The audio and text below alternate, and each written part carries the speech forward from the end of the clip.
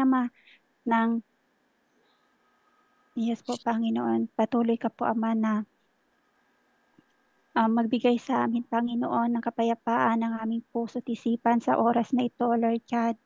Kung ano man po yung mga iniisip namin, Panginoon, sa oras na ito, Ama, patuloy mo po kami, Panginoon, na gagabayan, Ama.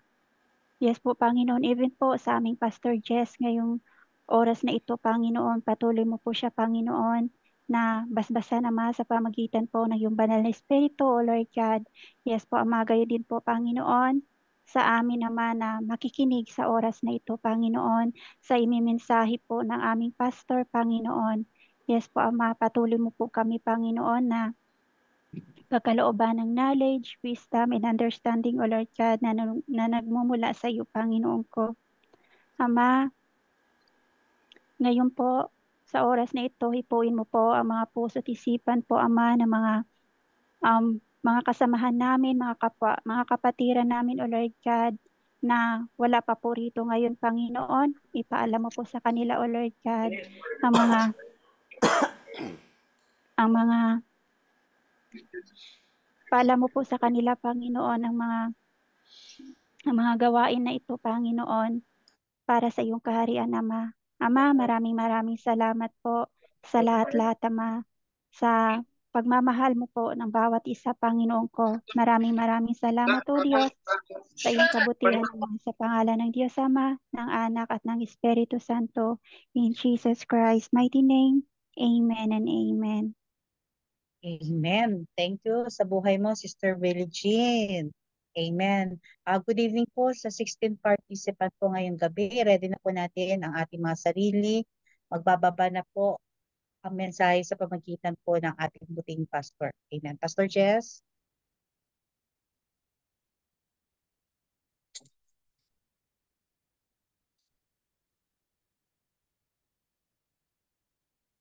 Ayan. Okay, so bago po tayo magsimula, pwede pong paki-open ang inyong mga camera para mag-picture taking po muna tayo. Yan. Uy, si Brother Fortune. Sister Shirley, Sister Carla. Si yung iba po. Sige po, paki-open po muna ang inyong mga camera. Yan. Sino pang wala? Si Jojo. Yes, good evening, Pastor Art. Hello. Paki-open po. Sige po. Picture taking po muna tayo Yan, magandang gabi po sa inyong lahat. Okay, so thank you po. Yan. Okay po.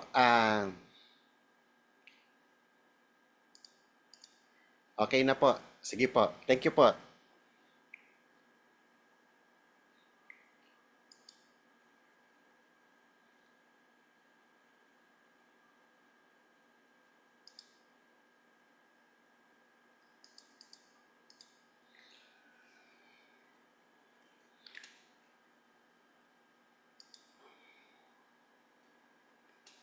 Okay, so purihin po ang Panginoon. Magandang gabi po sa inyong lahat. Ilang linggo rin po ba tayong hindi nagkaroon ng pagtuturo kasi anniversary po namin at saka nung last time na sa Manila po ako noon. Okay, so yung last time tayo po ay nag-aral about the Lord's Prayer pero introduction. And this is the second part of our series ng the Lord's Prayer. Okay, so ganito po yung nakasaad sa the Lord's Prayer. Our Father who is in heaven, hallowed be thy name. Your kingdom come, your will be done on earth as it is in heaven. Give us this day our daily bread, and forgive us our debts, as we also have forgiven our debtors, and do not lead us into temptation, but deliver us from evil. For yours is the kingdom, and the power, and the glory, forever and ever. Amen. So ito po yung content ng the Lord's Prayer. Mahalaga po ito, no, mga kapatid, ang panalangin. Kasi tatandaan po natin, it is a privilege na tayo po ay makapanalangin sa Panginoon. Halos lahat ng mga religion ay nagpipray sa kanilang mga Diyos. But there is only one God. There's only one true God, and that is the God of the Bible. So, marami ang mga Buddhist, nagpipray din sila. Actually, mas pa sila, no? Mas matindi mag-pray yun kasi they can spend many hours in prayer. Ang mga Buddhist, yung kailang discipline ay napakatindi. Okay, pero hindi po doon nakukuha yon. Ang tatandaan po ninyo, ang mga Muslim nagpipray din, ang ibang mga religion nagpipray din sila. Pero there's only one kind of prayer na nakakarating sa Panginoon. Kaya nga ito po yung atin pong pag-uusapan sa Lord's Prayer.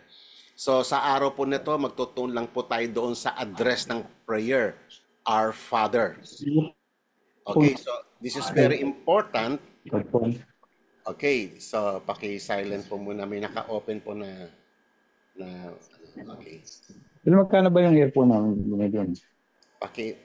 Brother Porton, paki-mute nga po.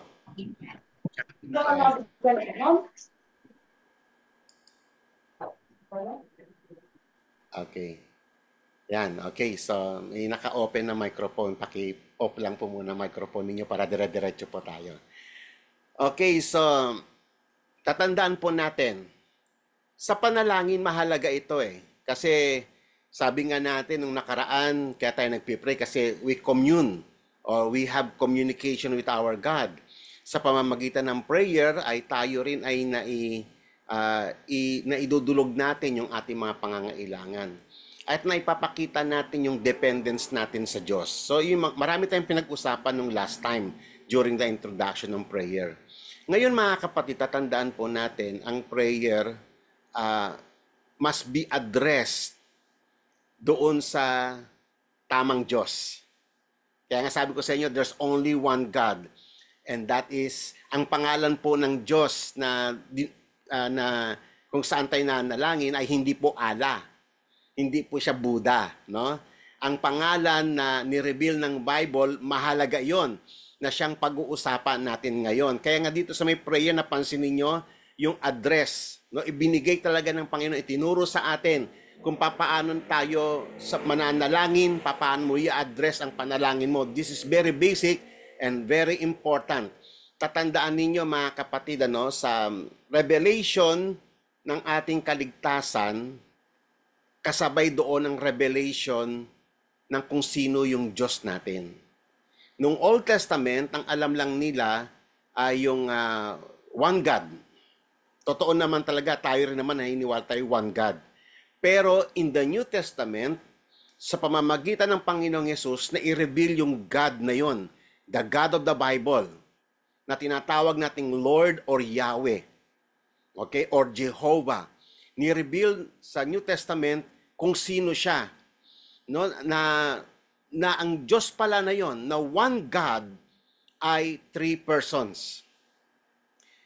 Kaya hindi mo po pwedeng paghiwalayin yung ating pananampalataya o yung ating kaligtasan sa revelation ng kung sino yung Diyos na ating sinasamba. Kasi sabay po yun. Sabay po yung inihayag ng Biblia. The revelation of the triune God o yung tinatawag nating Trinity God. God the Father, God the Son, and God the Holy Spirit. Yan pong katotohanan ito na tungkol sa ating Diyos ay hindi po ito ina-reveal in the Old Testament. Only in the New Testament. Kaya nga nagulat ang buong Israel na meron palang God the Father, meron palang God the Son, at meron palang God the Holy Spirit. Okay, so this is very interesting kasi very important mga kapatid yung papaano mo i-address ang iyong panalangin. At tinuruan tayo ng Panginoong Yesus kung papaano natin ito gagawin. Okay, uulitin ko mga kapatid, hindi lahat ng Diyos na dinudulugan ng mga tao ay totoong Diyos. There's only one God na totoo, and that is the God of the Bible. Okay? Siya po yung the triune God. God the Father, three persons, one God, and yet three distinct person. God the Father, God the Son, and God the Holy Spirit. Ngayon mga kapatid, very interesting kasi yung address na itinuro ng Panginoong Hesus, Our Father. Alam nyo ba mga kapatid, walang religion, even ang Israel, never na minention nila si God as Father sa kanilang mga prayer. Alam nyo ba merong isang, sa atin kasi as Christian, no? Kasi nga nasanay na tayo sa Our Father, lahat ng prayer natin, ina-address natin as si God as Father. Pero mas marami pa tayong matututunan ngayon. Pero alam nyo ba ang Israel ay never na kanilang na-mention ang kanilang prayer addressed to God the Father. Merong isang theologian na German Lutheran theologian, scholar of Near Eastern Studies and University Professor for the New Testament Studies. Siya po ay si Joachim Jeremias. Nabuhay po siya noong 1900 to 1979. Ito pong theologian na to, pinag-aralan niya yung mga literature ng Israel. Pinag-aralan nila. Nowhere sa kanilang mga literature or sa kanilang mga prayer manuscripts, wala man lang isa man na inaddress nila si God as Father. Amen? Very interesting, hindi po ba? Samantalang, ang Panginoong Hesus, buhat nang dumating ang Panginoong Hesus, buhat nang nagturo siya sa New Testament, lahat ng kanyang prayer address sa Father. At tayo na mga hinirang niya, tinuruan niya na manalangin ng Our Father, na i-address mo ang ating Diyos as Our Father. Nakita ninyo yung salitang Father, that's a very personal, very intimate name. Okay? So, ang Muslim kasi, even ang mga Hudyo, they don't call God as Father. Ang mga Muslim, kahit ngayon, pinagbabawal nila yan, natawagin ang Diyos na Father kasi may implikasyon kasi yon. Bakit ayaw nila yan? Kahit bakit nila pagbabawal? Kasi pag inaddress mo si God na Father, parang lalabas na ikaw ay isa, napakaano mo, parang Diyos ka rin. So, ganun yun, iniiwasan nila yon. Kaya ang Israel noon, napaka-ingat nila na hindi nila i-address si God as Father. Pero, ang ating Panginoong Hesus, paki-close lang po ang inyong mga microphone, please. Okay. Paki-mute lang po mga microphone. Okay. Para tuloy-tuloy po tayo. Okay. So, on the contrary, lahat ng recorded prayers ng ating Panginoong Hesus ay address sa God the Father. Ito po ay isang radical departure from Jewish rabbinic tradition. Kaya ano po ang naging resulta nito? Ay talagang gyera. Okay? So napansin ninyo, talagang dahil sa pag-address ng Panginoong Hesus sa God the Father as Father, talaga namang umani siya ng sangdamakmak na batikos. Isa po ito sa yung John chapter 5. So, for this reason, the Jews were persecuting Jesus because he was doing these things on the Sabbath, but he answered them, "My Father is working until now, and I myself am working." For this reason, therefore, the Jews were seeking all the more to kill him because he was not only breaking the Sabbath, but also was calling God his own Father, making himself equal with God. Nakita niyo yung implication. Hindi po madali, especially those times, na tawagin mo ang Diyos as Father. Kasi ang implication nun, you are making yourself equal with God. At dahil dyan talagang sa kanila, ang interpretation nila dyan, it is a blasphemy. Okay, so mabigat po yan. Kaya inakusahan nila si Jesus na false prophet and blasphemer. Pag ikaw ay tinawag na blasphemer, mabigat po na kaso yan. At iyan ay punishable by death. Okay? Kasi grievous offense po yan. So, kasi, naiintindihan ng mga Hudyo. Naiintindihan ng mga Hudyo, ano ang implikasyon nito? Kasi ang implikasyon nito, mga kapatid, ay pinapakita mo na ikaw ay very intimate sa God the Father, which is totoo naman. At mamaya makita po natin sa mga scripture.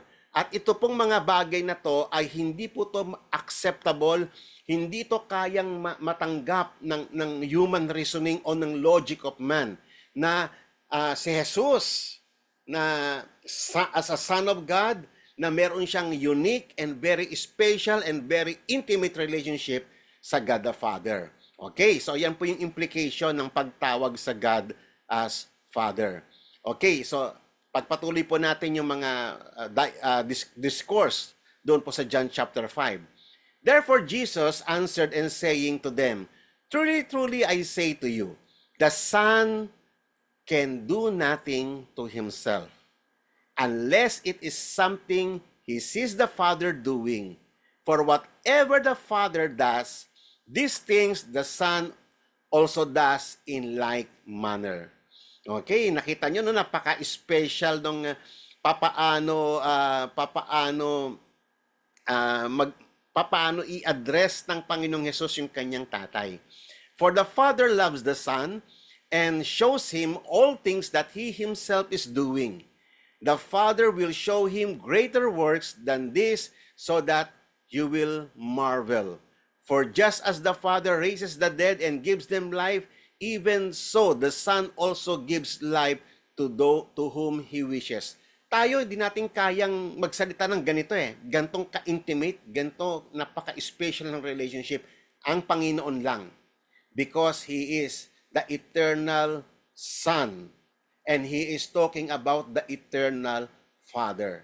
Tayo, binigyan tayo nakakatawag tayo sa Kanya, binigyan tayo ng karapatan na tumawag sa Diyos ng Ama ko by virtue of adoption.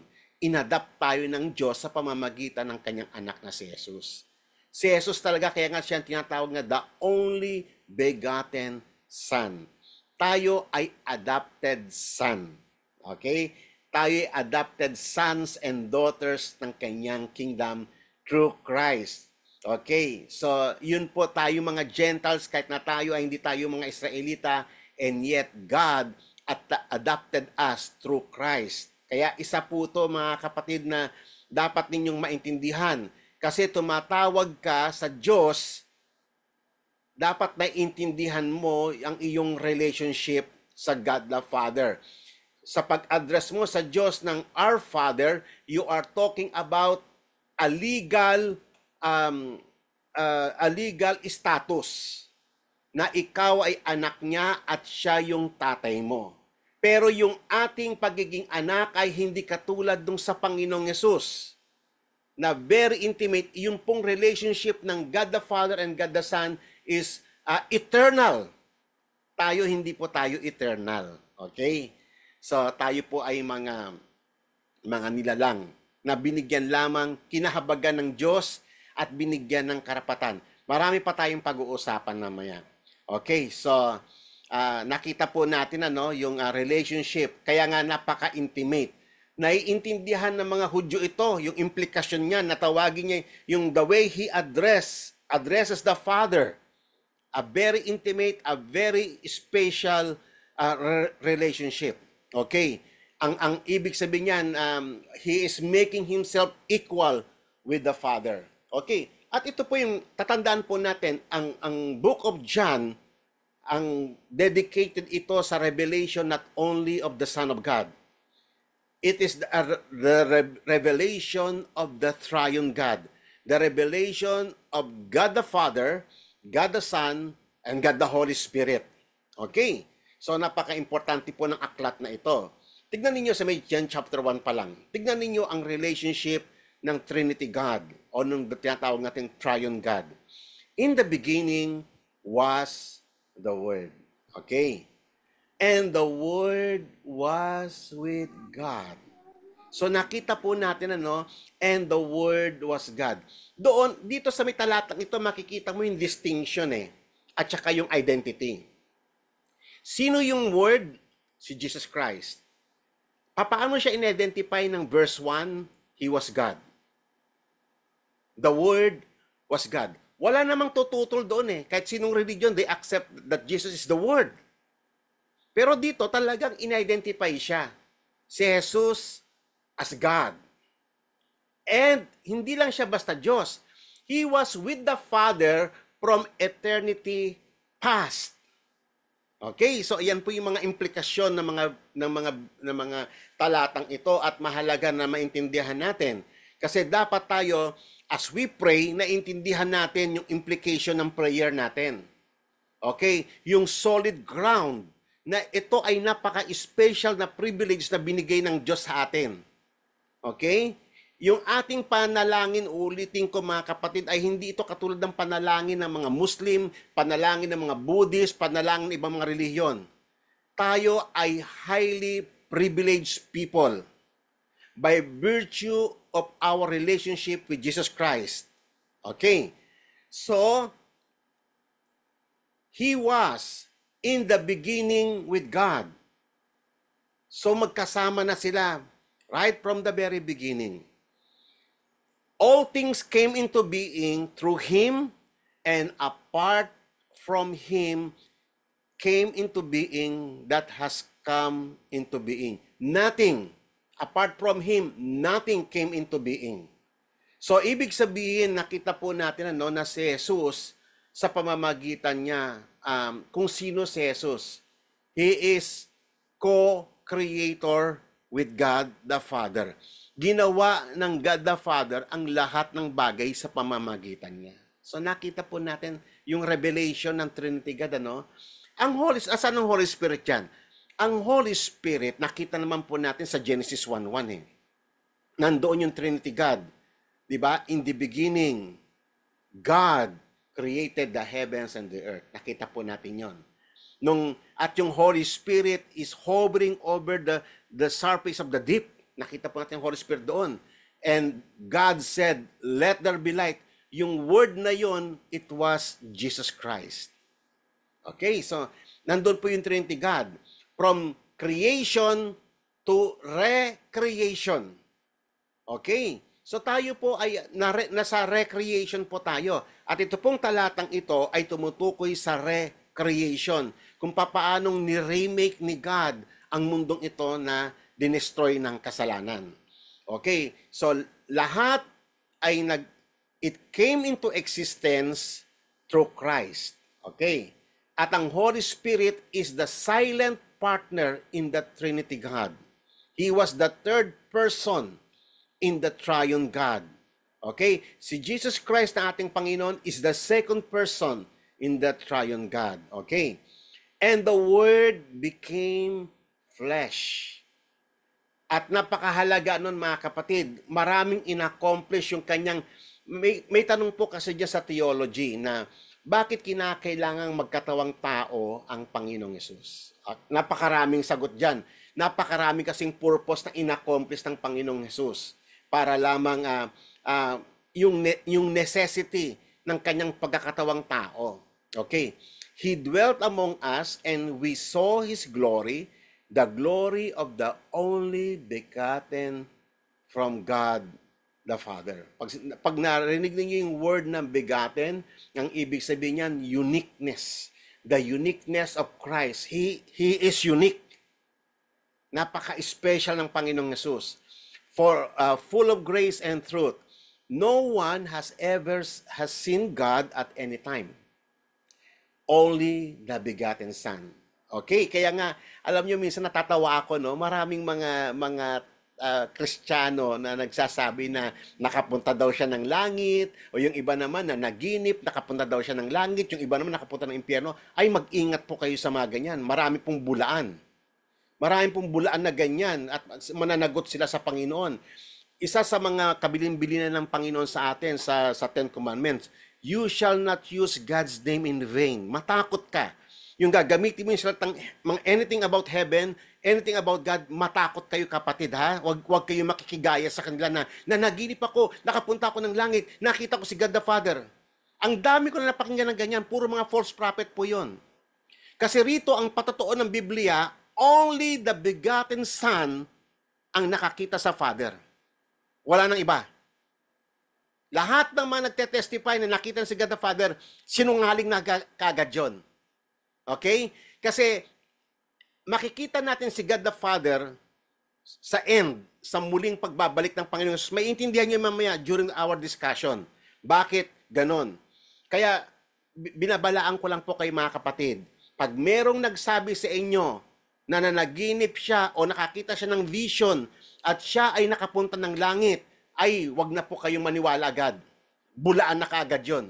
Ang dami pong ganyan, kumita po yan. Nagawa ng pelikula, nakagawa ng mga maraming kwento. Pero pakinggan ninyo yung kanilang mga testimonyo, iba-iba. Puro taliwas sa scriptures. Si Apostle Paul nga no, sa Corinto, dinala siya doon sa third heaven eh. Hindi nga ma-express ni Apostle Paul by human language kung anong heaven.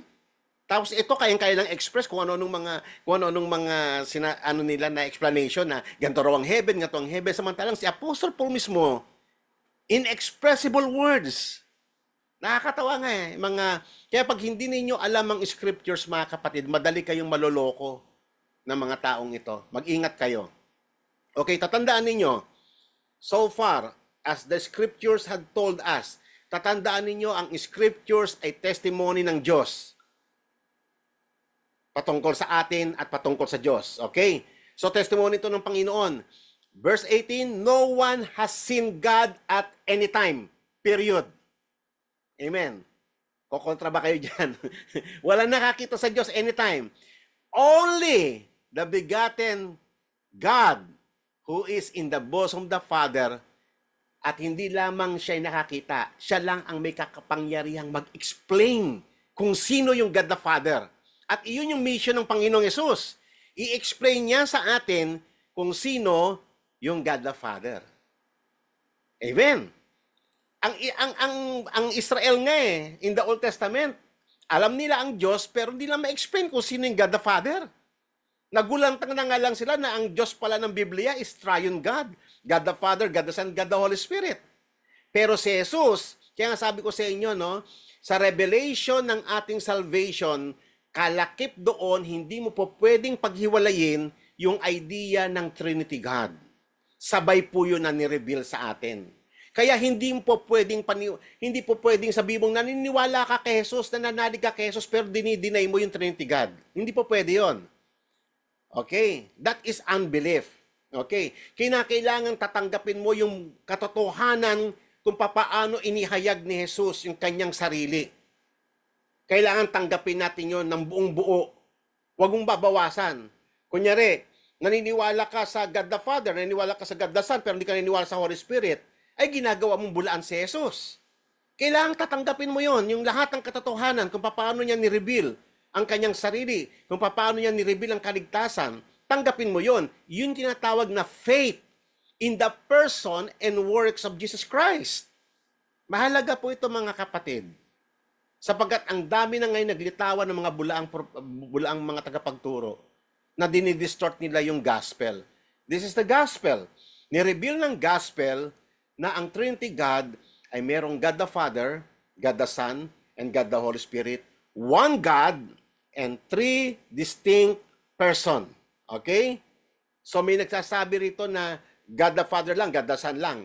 May nagsasabi ng yung puro only Jesus lang. Mag-ingat din po kayo dyan. Meron nagsasabi na only Holy Spirit lang. Mag-ingat din po kayo dyan. Meron pa nga isang religion yung tinatawag na God the Mother. Ay naku, nakakatakot po yung mga grupo na yan. Huwag kayong padadaya. Maging faithful kayo sa Word of God para hindi kayo maligaw. Kaya marami mga taong naliligaw dahil kung ano-ano yung mga pinapaniwalaan nila at hindi sila tumatayo sa katotohanan ng Biblia.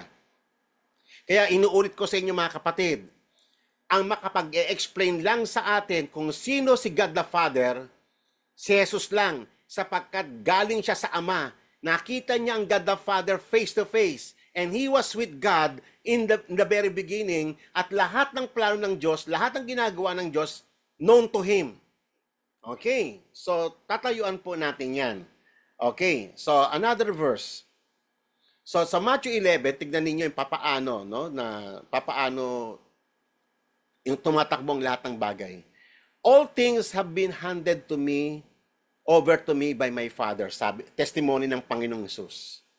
And no one knows the Son except the Father. Wow. So nakikita nyo yung Trinity God, ano?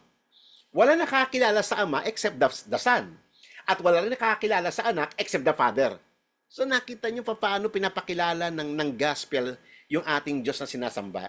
Okay? No one knows the Son except the Father, and nor does anyone know the Father except the Son. Kasi sila lang yan from the beginning eh. And anyone to whom the Son wills to reveal Him. Kaya kapatid, mapalad ka kapag nakikilala mo si Jesus at nakikilala mo si God the Father. Mapalad ka. Kasi ang mga bagay na ito ay revelation ng Diyos. Hindi tayo, hindi dahil sa matalino ka, hindi dahil sa ikaw ay magaling ka, ang isip mo ay magaling kang mag-analyze dahil kaya mo nakilala ang Diyos. Hindi. Ang ating pagkakaunawa sa kanyang pagka-Diyos at sa kanyang mga salita ay pure revelation of God. Hindi po ito galing sa kaisipan ng tao. Ang nagde-decide para makilala mo kung sino ang God the Father, ang nagde-decide kung para makilala mo kung sino yung God the Son, ang nagde-decide kung para makilala mo ang Holy Spirit, ay walang iba kundi ang Panginoong Hesus. Ang linaw po niya sa may talatang ito. And anyone to whom the Son wills to reveal Him. Hindi kalooban natin, kalooban niya. He is the deciding factor kung kanino niya i-reveal. Kaya nga mapalad ka kapatid kung isa ka sa pinagpahayagan ng Panginoong Hesus. Nakita nyo, ang daming mga relihiyosong tao hindi naniniwala na si Jesus ay Diyos. Ang tingin lang nila sa kanila, tao lang siya. Ang mga Jehovah's Witnesses, parang angel na promote. Di ba? Ang Mormons, kaya pag sinabing Jesus, kunyari isang religious, sinasabi, naniniwala kay Jesus. Kay Jesus. Ay, hindi porke sinabi lang naniniwala sila kay Jesus, tama yung kaya ng pagkaunawa. O, ang Jehovah's Witnesses, sino siya sa kanila? O, dati lang siyang tao lang siya o angel na promote lang. Ang mga iglesia ni Cristo, yung Jesus na kilala nila ay tao lang. Ang Mormons, no? Ibang-ibang version nila. Ang Mormons, yung Elohim nila, yung God the Father, dati lang ding tao. Dahil sa good works, naging Diyos. At yung Elohim nila, maraming anak. Isa sa mga anak niya doon, si Satan at saka si Jesus Christ. Marami pa mga celestial children. O yun. Kaya nga mag-ingat kayo hindi po sinasabing Jesus. Yun nga yung Jesus ng Biblia. Just ang paniniwalaan mo, ang pananaligan mo, ang sampalatayanan mo ay yung Jesus ng Biblia. Yun lang po. Jesus of the Bible. Sino ang Diyos mo? The God who was revealed in the Scriptures. Wala nang iba. Hindi yung God na ni-reveal ng Quran o ano pa man mga libro dyan. Mag-stick ka doon sa katotohanan sapagkat there is only one true God. And that is the God of the Bible. Okay? So mag-ingat po kayo dyan. So nakita po natin na ang primary purpose ng ating Panginoong Hesus sa kanyang pagkakatawang tao is to reveal the Father. Pero hindi mo naman makikilala ang God, pero yung Ama naman, hindi ka rin makakalapit sa anak pag hindi ka naman dinala ng Ama sa anak. Kung nakita nyo, yung napaka-interesting, yung napaka-intricate, kung titignan mo, parang komplikado, but it is not. Intindihin mo lang yung functions o yung role na ginagampanan ng Trinity God. Sabi ng verse na to, in John chapter 6. No one can come to me unless the Father who sent me draws him. Ano pong pagkakaintindi ninyo dyan? Walang makakalapit sa akin, sabi ng Panginoong Yesus, maliban na dalhin siya ng Ama sa akin. Oh! Ibig mo sabihin, mga kapatid, tayo, di ba nanalig tayo kay Jesus? Ang nag-udyok pala sa atin, ang nagdala pala sa atin para manalig tayo kay Jesus ay yung God the Father. Amen. And I will raise him up on the last day, as it is written in the prophets, they shall all be taught of God. Everyone who has heard and learned from the Father comes to me. Yung pala, no, lahat ng mga nakapakinig ng turo ng Ama, lalapit kay Jesus. Hindi mo po pwedeng i-reject si Jesus Christ. Kasi siya lang yung the only way to the Father. Okay? Not that anyone has seen the Father, except the one who is from God, he has seen the Father. So tatayuan niyo po yung testimonyong iyan. Amen? This is very important na siya lang ang nakakita sa God the Father at siya lang po pwedeng mag-reveal kung sino ang God the Father. Pero, hindi ka naman makakapunta sa anak, maliban na dalhin ka naman ng Ama sa Kanya. So that is the Trinity God.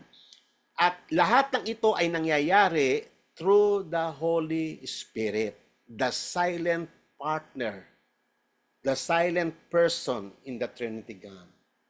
Okay? So ganyan po nagtatrabaho ang Triune God. Okay?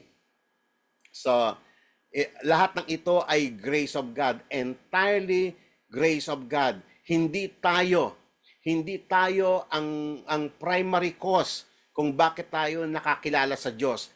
Si God ang gumawa ng paraan. Okay? Amen. Para walang ipagmamalaki ang tao. Kasi ang tao by nature palalo yan eh. Mayabang ang tao. Okay? Mahilig siyang maghambog. Akala niya ang galing-galing niya. Dahil sa ganyang galing, nakilala niya ang Diyos. No. Anong ang testimony ng Bible sa atin? Ayaw nga nating lumapit sa Kanya eh. Okay? So wala tayong ability na makalapit kay God. Ang nagbigay sa atin ng ability na makalapit kay God, nagbigay sa atin ng ability para manalig kay God, ability para maunawaan ang kalooban ng Panginoon. Sino nagbigay ng ability na yon? Si God. Okay?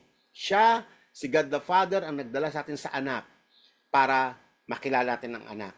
At ang anak naman, ang trabaho niya naman, i-reveal niya naman si God the Father. So, ganun po ang through the power of the Holy Spirit. Kasi ang Holy Spirit, siya yung pinaka-channel ng lahat ng bagay. Okay.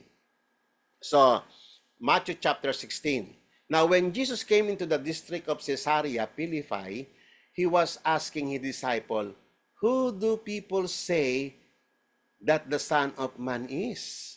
So, yung mga iba-ibang mga response. Sabi nila, yung iba, siya daw si John the Baptist, yung iba naman si Elijah, yung iba naman si Jeremiah o prophets. So, tinanong ni Jesus si Peter mismo. And he said to them, but who do you say that I am? And Simon Peter answered, you are the Christ, the Son of the living God. Galing ba kay Peter ang idea na to? Hindi. Ang linaw nito. But Jesus said to him, blessed are you, Simon Bar-Jonah, because flesh and blood did not reveal this to you. Hindi ito galing sa tao ang makilala mo si Christ, but my Father who is in heaven. Ang tatay natin sa langit ang nag-reveal sa atin kung sino si Christ. Okay? So, it is a divine prerogative, divine empowerment. Okay? So, on the other hand, the purpose of Jesus Christ is to bring us to God. Okay? For Christ also died for sins once and for all, the just for the unjust, so that He might bring us to God. Amen po ba? Yan si Jesus Christ.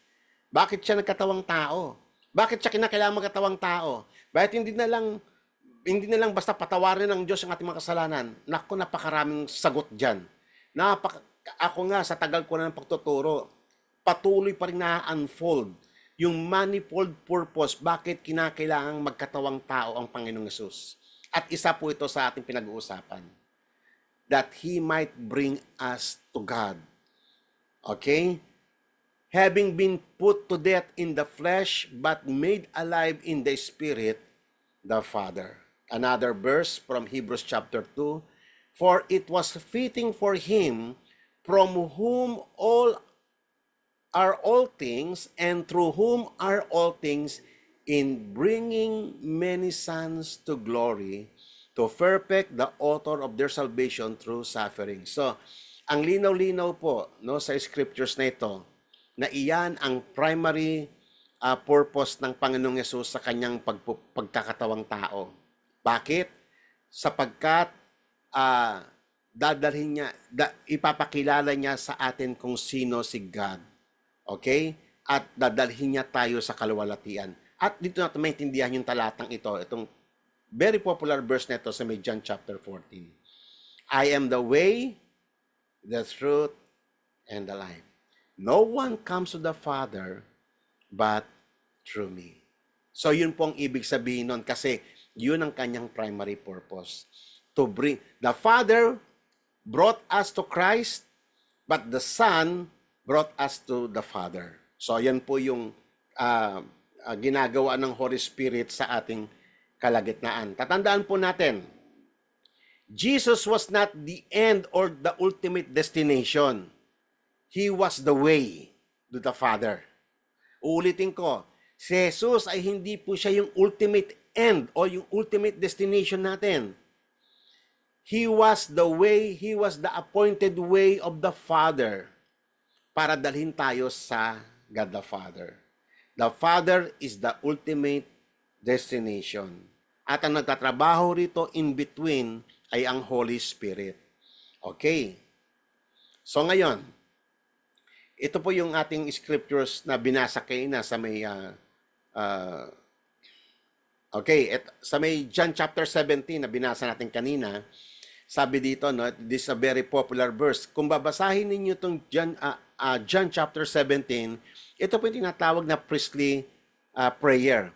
Ito po yung kanyang huling-huling prayer sa Garden of Gethsemane bago po siya dinakip at na-crucify. So mahaba, it was a lengthy prayer from verse 1 up, I think, up to verse 26. It was a lengthy prayer. At makikita nyo rito yung dialogue ng God the Father and God the Son at kung sino yung Son na i-reveal dito sa kanilang mga discussion. Okay. So verse 1, Jesus spoke these things and lifting up His eyes to heaven, He said, Father, the hour has come, glorify your Son, that the Son may glorify you. Okay, so they are talking about glory. Okay, this is very important. And this is eternal life, that they may know you, the only true God, and Jesus Christ whom you have sent. At ito ay na-misinterpret ito ng mga ibang mga religion. O nakita ninyo, ang totoong Diyos is God the Father. Kasi, ito po ay mga kapatid, ang Panginoong Yesus ay nasa position siya na pinapakilala niya yung sino si God the Father. Okay? So, sa may 1 John, inulit din itong verse na to eh. Pero ang tinutukoy na rito, the only one true God is Jesus Christ. The same author. Ito, John chapter 17, verse 3. Tignan po ninyo sa may 1 John. Ay, nakalimutan ko ano yung exact verse sa 1 John. Binanggit din ito, pero si Jesus Christ na yung tinutukoy na totoong Diyos. Okay? So, kaya hindi po problema yan. One author lang po yung sumulot niyan. And Jesus Christ whom you have sent. Kasi si Jesus, tatandaan ninyo mga kapatid, nagpunta siya not to exalt himself. Actually, ang sabi nga sa Philippians, hinubad niya yung kanyang pagka-Diyos eh. At nag-anyo siya ng bondservant, kaya ganyan siya magsalita. But it doesn't mean na porke ina-address niya si God the Father ng ganito, hindi siya Diyos. Ina-address niya lang si God the Father kasi ang tatandaan ninyo, ang Trinity God, they are equal. And yet, in terms of function, ay meron silang kanyang-kanyang role na ginagampanan sa creation at salvation. Okay? So, ang God the Father, inassume niya yung role ng creator at yung lahat ng bagay. Pero yung God the Son, inassume niya yung role na siya yung anak na gagampan ng redemption at creation. Sa pamamagitan niya, ginawang lahat ng bagay. Ang Holy Spirit, inassume niya yung role na siya yung pinaka sanctifying work, siya yung lahat ng bagay ay siya yung magbibigay ng katuparan at ng buhay. Nakita natin niya sa creation at saka sa recreation. So, tatandaan po natin, hinubad ng Panginoong Yesus ang kanyang pagka-Diyos. Okay? Kaya nga rito sa may dialogue rito, sa may verse 4, I have glorified you on earth. At iyon yung trabaho niya. I have finished the work which you have given me to do. Now, Father, glorify me together with yourself. Ay, kung tao lang si Jesus, hindi niya sasabihin yan. With the glory which I had with you before the world was. Oh. Amen? Ang linaw po, no, na si Jesus, dati niyang kanya yon, hinubad niya yung pagka-Diyos niya, hinubad niya yung kanyang glory eh. Nagkatawang tao siya in a form of bondservant. Ngayon, dahil tapos na yung mission niya, hinihingi niya na ulit na ibalik sa kanya yung glory. Okay? So nakita niyo no, papaano yung, kasi isa sa mga functions na ginampanan ni Christ nung nagkatawang tao siya, yung papaano yung complete obedience sa may Father as a Son, at saka yung complete submission to the authority of the Father. Dinemonstrate niya yun, kaya ganyan siya magsalita. Pero, yamang tapos na yung kanyang role, yung kanyang function na ginampanan for our salvation, hinihingi niya na ibalik sa kanya yung glory na yun. Okay. So, pagbalik na sa may patuloy, verse 6, tignan niyo yung mga terminology. I have manifested your name to men whom you have given me. Meron ba kayong naalala sa may book of John na name na nireveal ni Christ tungkol sa God the Father? Okay, so that is very interesting. Kasi paulit-ulit niya sinabi ito, no? So may verse 6, ulitin ko. I have manifested your name to the men whom you have given me. Out of the world, they were yours and you gave them to me, and they kept your word. Verse 11, I am no longer in the world, and yet they themselves are in the world, and I come to you. Holy Father, keep them in your name, and the name which you have given me, that they may be one as we are one. Verse 26, and I have declared to them your name. Ano bang name yon? And I will declare it, that the love with which you love me may be in them, that I in them. Ano ba yung name na yon? Very interesting, hindi po ba? Right from the very beginning ng kanyang earthly ministry, sinasabi niya kasi sa talatang ito, na nireveal niya yung pangalan ng Diyos sa kanila, sa mga hinirang ng Ama, sa mga pinili ng Diyos Ama. Inireveal ko ang pangalan mo, inihayag ko ang pangalan mo, I declare your name to them. What is that name?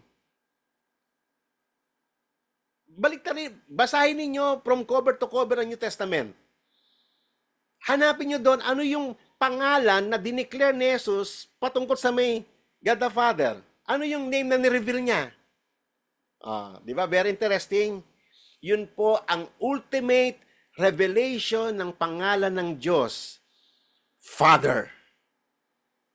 Amen? Kaya nga right from the very beginning, nung tayo po ay, nung tinuruan niyo tayo manalangin, Our Father. Kasi yung Father na yan is a very intimate, a very personal title ng Diyos Ama. Father. Amen? Iyan po ay revelation kasi sabi ko nga po sa inyo kanina, never sa history ng Israel na tinawag nila o inaddress nila ang Diyos as Father. Sa record ni Joachim Jeremias kanina, yung theologian, yung German theologian kaya na pinakita ko sa inyo kanina, ang record ay nag-start lang na tawagin ng mga Hudyo ang God the Father 1000 AD. Doon pa lamang sila nag-start na tawagin si God as Father, 1000 AD na. Tayo, 2024 na tayo ngayon. Ibig sabihin, from Jesus' time hanggang year 1000, they never address God as Father. Pero iyon po ang revelation ng Panginoong Hesus sa atin. Tawagin ninyo ang inyong Diyos as Father. Wow. Napaka-intimate, napaka-personal. Nakita nyo, no? Kasi pag tinawag mo ang Diyos ng Father, ano ang naalala mo? Kasi ang lahat ng father sa mundong ito galing sa Kanya eh. Siya yung pinaka-model, pinaka-role, pinaka-main idea what is the Father. Kaya may mga father sa mundo ngayon dahil sa God the Father eh. Kaya may mga son ngayon sa mundong ito dahil sa God the Son. Sila yung i-emulate, sila yung pinaka-pattern ng lahat. Okay? So, pinapakilala rito that the ultimate revelation of God Himself, yung title na yon ay ni-reveal as Father. Para tayo ay makarelate. Kasi pag tinawag mo siyang tatay, naalala mo yung mga earthly father mo. Ano bang role ng earthly father, di ba? They provide, they protect, sila yung nagtuturo, sila yung naggagabay. Ang daming role na ginagampanan ng mga earthly fathers natin. How much more our Heavenly Father? Amen? Kasi doon makikita mo yung nature o yung character ng Diyos natin. Ang Diyos natin bilang tatay, nagdidisiplina rin siya. Sabi sa Hebrews, dinidisiplina niya rin tayo para tayo ay makabahagi sa kanyang kabanalan. Ang tatay natin namamahalo rin siya. Kaya kung ang alam ninyo sa Diyos, yung Diyos na hindi namamalo o hindi nagpaparusa, ay hindi yung Diyos ng Biblia. Ang Diyos, kinakastigate niya rin tayo pag may mga mali tayo. Kasi gano'n, tatay siya eh. Di ba? Pero mahal tayo ng Panginoon. Minahal tayo ng Panginoong Yesus. Tignan ninyo mga kapatid, ano? Sabi nga sa may 1 John chapter 3. Behold, what manner of love the Father has bestowed on us, that we should be called children of God. Wow. Tinawag tayo ng Diyos ng kataas-taasan, the Eternal Father, the Holy God. Tinawag niya tayong mga anak niya. Is that a napaka-special na privilege na binigay ng Diyos sa atin? Amen? And then tayo, magkaroon lang tayo ng mga petty problems, hindi ka natanggal ka sa trabaho, nawalan ka lang ng pera, nagmumukmuk ka na, wala ka lang ganito, namatayan lang kayo, nagmumukmuk ka na para bang katapusan ng mundo. Nakalimutan mo na ikaw ay pinagpala ng Diyos, nakalimutan mo ang daming ginawa ng Diyos sa'yo, kahit wala kang pera, kahit na may sakit ka, tinawag kang anak ng Diyos. You are highly privileged. Minsan alam mo ang problema sa atin, ine-equate natin yung buhay sa mga temporal things sa mundong ito. Nakakalimutan mo kung sino ka sa harapan ng Diyos, kung paano ka tinawag ng Diyos. Yung tawagin ka ng anak ng Diyos, napakadakilang bagay niyan. Amen po ba? Kahit wala kang pera, kahit mahirap ka lang, ang mahalaga, anak ka ng Diyos. May pag-asa ka, meron kang hope sa kaluwalhatian sa pamamagitan ni Jesus. Amen po ba? So nakita mo natin kung gaano tayo ka-short-sighted. Behold what manner of love the Father has bestowed on us, that we should be called children of God. Mapalad kayo, kapatid. Mapalad kayo. Walang bagay na papantay dito eh. Sino ba tayo dati? Sa Ephesians chapter 2, basahin nyo, sino tayo dati? Children of wrath, sons of disobedience, enemies of God. Yan tayo dati. Pero ngayon tawagin ka anak ng Diyos. Sipin mo yun. Kaya napakabuti ng Panginoon. Mga kapatid, you have tasted that the Lord is good. Kahit wala kang pera, kahit may karamdaman ka, kahit ano man yung naranasan mo, and never equate that sa ginawa ng Diyos sa atin. Huwag ninyong mamaliitin yung ginawa ng Panginoon sa atin dahil lang sa ating mga misfortune sa mundong ito. Amen?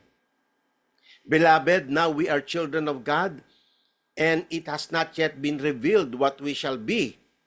And we know that when He is revealed, we shall be like Him, for we shall see Him as He is. Nakita ninyo yun, mga kapatid, ano? Ngayon, ang katotohanan, kay mahirap ka, kay may kapansanan ka, ano man, hamak ka man, isa ka mang karpentero, nagtitinda ka man ng balot dyan sa may kalsada, it doesn't matter. Ang mahalaga, ikaw tinawag ka ng Diyos na anak niya. At pangalawa, yung pag-asa na meron ka. Sabi nga rito, ngayon hindi pa nahayag kung sino tayo. Pero pag dumating ang Panginoong Yesus, pag nai-reveal ang Panginoong Yesus sa kanyang muling pagbabalik, we shall be like Him, for we shall see Him as He is. Makikita nyo na si God the Father face to face, tulad ng God the Son. Nakikita nyo yung God the Father face to face.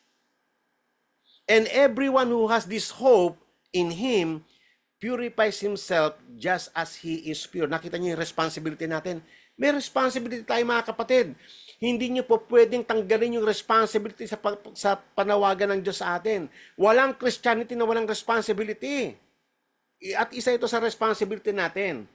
Ang kaligtasan natin is a pure gift of God. Ang pagkakaunawa sa Diyos ay pure revelation of God. But we have a responsibility that God has given us. Ano?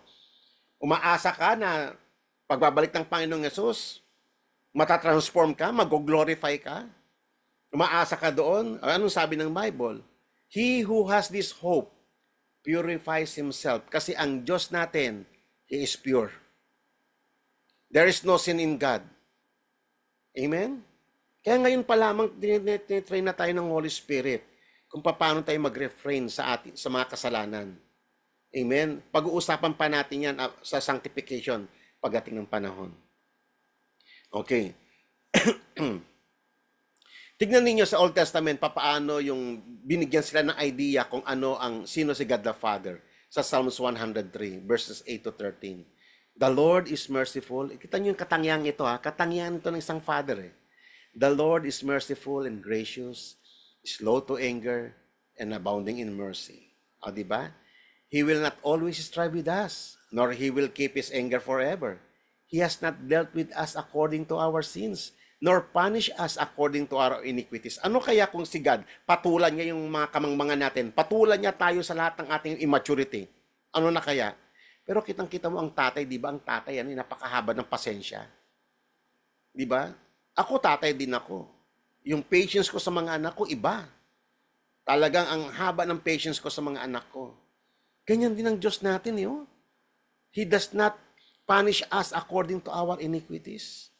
He has not dealt with us according to our sins. Nandoon yung habag ng Diyos sa atin, yung pangunawa, yung grabing pangunawa ng isang magulang sa atin.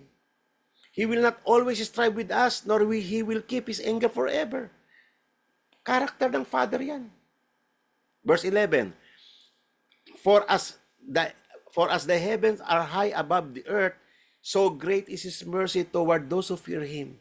As far as the east is from the west, so far He has removed our transgressions from us. As a father pities his children, so the Lord pities those who fear Him. For He Himself knows our frame. He remembers that we are but dust. Excuse me. So nakita po natin, no, yung katangian ng ating Diyos. Grabe, kitang-kita mo rito kung gaano ka-loving, ka-merciful, a very personal God, a very intimate sa atin. Kaya nga tayo tinuturuan tayo ng Panginoon na manalangin tayo at i-address natin si God as Father kasi He can sympathize with our weaknesses. Kilalang kilala niya tayo. Alam niya na ang hininga natin sa ilong lang. Alam niya na galing lang tayo sa alabok. Thank you. Diba? Alam ng Diyos yun. Kaya huwag kayong mga kapatid, huwag kayong maging madamot sa panalangin. Ang Diyos natin naiintindihan niya. Ang gusto ng Panginoon pag nanalangin tayo, maging sincere tayo sa prayer natin. Huwag ninyong i-treat ang Diyos na parang pagan God. Na paulit-ulit ang panalangin nyo. Aba, Ginoong Maria, napupuno ko ng grasya ang Panginoon Diyos. Huwag ganon, hindi ganon ang panalangin. Ang Diyos ay totoong Diyos. Nakikinig siya sa atin, tatay natin siya, anak niya tayo, tinuring niya tayong anak niya by virtue of our relationship with Christ. Gamitin niyo yung pagkakataon na ito na tumawag sa Panginoon. Huwag niyong bubulahin ang Diyos. Sabi nga ng Panginoon, pinag-aralan last time. Mag-ingat ka sa mga panalangin mo. As much possible, few words. Kasi ang Diyos, all-knowing God siya. Minsan ginagawa natin ang Diyos na parang hindi niya alam yung mga panalangin natin eh. Ganun natin ina-approach ang Diyos kasi nasanay tayong sumamba sa mga Diyos-Diyosan. Yung Diyos natin, yung mga Diyos-Diyosan natin bingi. Yung mga Diyos-Diyosan natin kailangan paulit-ulit ang panalangin. Pero ang Diyos natin, ang totoong Diyos ng Biblia is an all-knowing God. Alam niya, kilala niya tayo, makapangyarihan ng Diyos natin. He is able na tuparin ang lahat ng bagay. Kaya nga dapat matutunan natin yung tamang panalangin. Kaya nga iyan ay tinuruan tayo ng Panginoong Yesus. Our Father, who is in heaven, hallowed be thy name. That's a very important praise sa panalangin. Na tayo, we have a double relationship with our God. First, as a creatures, nakikita natin siya as our creator. That ang kanyang kapangyarihan, ang kanyang majesty, ang kanyang sovereignty, yung kanyang absolute determination sa lahat ng bagay, na ang Diyos na mahirap matarok ang pag-iisip. Tapos nakikita natin yung ikalawang relationship natin sa Kanya na inadapt niya tayo as children. Di ba? Dahil sa habag niya sa atin. So yan po yung double na relationship natin sa ating Panginoon. Okay? Kaya, whenever you pray and you mention God as your Father, tatandaan ninyo yung doctrine of adoption. Uulitin ko, si Jesus lang ang unique Son of God. He is the only begotten Son of God. Kaya tayo naging children of God by virtue of adoption. Inadapt tayo ng Diyos through Christ. Iyan po yung word na ginamit ng Biblia patungkol sa atin. Basahin natin ang dalawang passages ng Bible. But when the fullness of time, God sent forth His Son, born of a woman, born under the law, that He might redeem those who were under the law, that we might receive the adoption as sons. Amen? Adopted children tayo. Si Jesus, only begotten Son. Unique. Napaka-unique ni Christ. Wala siyang katulad. Nag-iisa lang siya. Kaya yung Mormons, ginawa si Christ na hindi only begotten Son. Kasi maraming sons yung Elohim nila. Magkapatid si Jesus at si Satan. Kaya huwag kayong papayag mga kapatid na yung Jesus na sinasabi nila ay yun din yung Jesus na sinasabi natin. Magkaiba po yun. Kaya mag-ingat po kayo. Because you are sons, God sent forth the Spirit of His Son into our hearts crying, Abba, Father. Bakit ka nakakatawag ng Abba, Father? Because of the Holy Spirit. The silent person of the Trinity God. Amen? Yan ang trabaho ng Holy Spirit. Silent lang siya. Therefore, you are no longer a slave but a son, but if a son, then an heir through God. Wow! Napakataas na privilege nun, kapatid. Napakataas na privilege niyan. Okay? Pag sinabi mong adopted, pumapasok sa isipan natin na yung ating pagiging anak ng Diyos is a legal fact. Legality po yan. Inadapt ka. Alam naman natin sa mundong ito, bago ka mag-adapt ng bata, may mga legal papers yan. Tayo, inadapt tayo ng Diyos legally. Si Christ namatay siya para lamang tayo maging anak ng Diyos. Binayaran niya ng Panginoong Yesus ang pagiging anak natin. Another verse from Romans chapter 8. For all who are being led by the Spirit of God, these are the sons of God. For you have not received the spirit of slavery leading to fear again, but you have received a spirit of adoption as sons, by which we can cry out, Abba, Father. The Spirit Himself testify with our spirit that we are children of God. So nakita nyo, no? Yung Holy Spirit, isa yan sa mga pang-trabaho na ginagampanan niya sa atin. Siya'y nagte-testify na tayo ay anak ng Diyos. Kasi nakikita natin siya, nagtatrabaho siya sa ating being. Okay. This is very important verses, mga kapatid. Okay? As last verse dito po tayo magtatapos. For this cause I bow my knees to unto the Father of our Lord Jesus Christ, from whom the whole family in heaven and earth, or every family in heaven and earth, derives its name. Kaya ang role nila sa triune God, God the Father and God the Son. Okay? Very important role po yan. Sila po yung pinaka-model, pinaka-pattern ng pagiging tatay at pagiging anak. Dinemonstrate siya ng Panginoong Yesus. Dinemonstrate siya ng God the Father kung ano yung role niya as Father. Kaya tayo, lahat ng mga tatay dito, malapit na ang Father's Day, no? Bago tayo mag-celebrate, think about this. Ini-emulate ba natin si God the Father as Father? Tayo as sons, tulad ng Panginoong Yesus, papaano siya nag-obey sa God the Father? Siya yung dapat na i-emulate eh. Okay?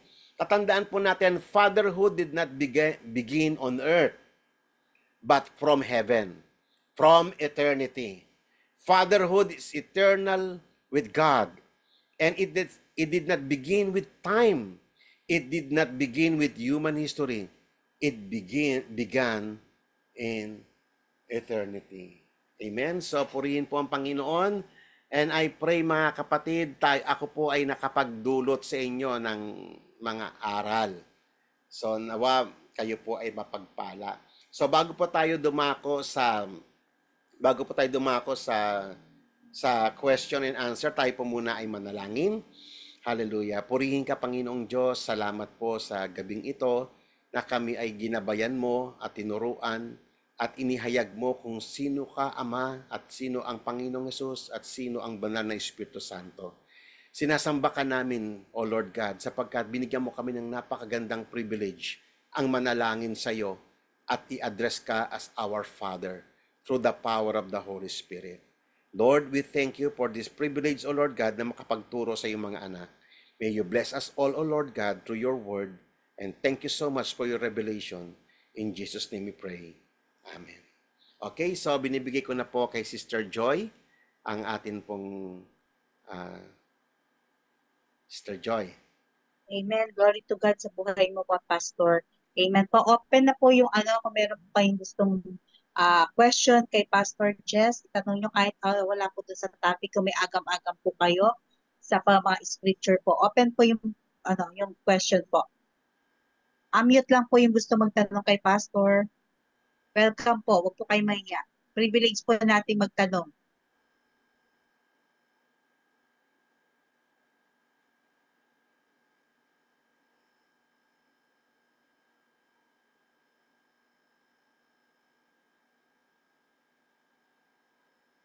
Father Fortune, gusto mo mauna para sumabay, sumunod yung mga iba.